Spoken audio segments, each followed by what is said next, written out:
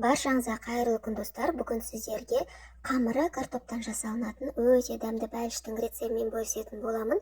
Видеоны соңына дейін көріңіздер. Ең алдымен картопты алдын ала қайнатып алып, картоптың қайнаған суын бөлек ыдысқа құйып аламыз.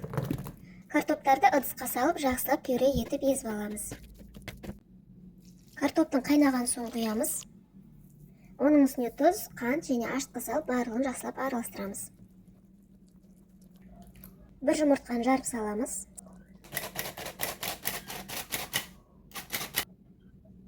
Онда електен өткізіп салып, жұмсақ қамыр елейміз. Сұйық май құйып, қамырды жақсылап қайтарып, етін жауып 40 минутқа жылы жерге қалдырамыз. Салмасын дайындайтын боламыз. Көк пияз бен жұмыртқаны ұсақтап турап аламыз.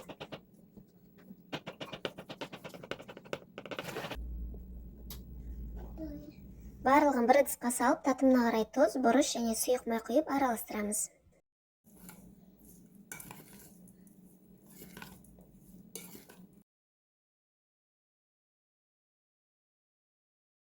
Қамырым көтерілді, енді қамырды теңде 12 бөлікке бөліп аламын. Қамырларды дөңгелектеп аламыз.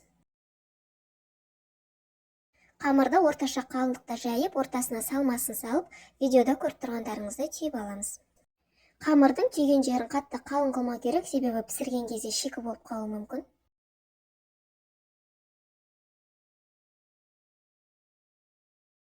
Табаға қызып тұрған майға баяу отта екі жағын пісіріп аламыз.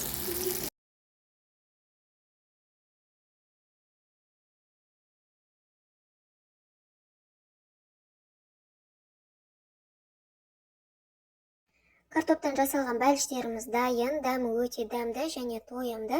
Видеом сіздерге пайдалы болса, лайк басып, арнама тіркелуді ұмытпаңыздар.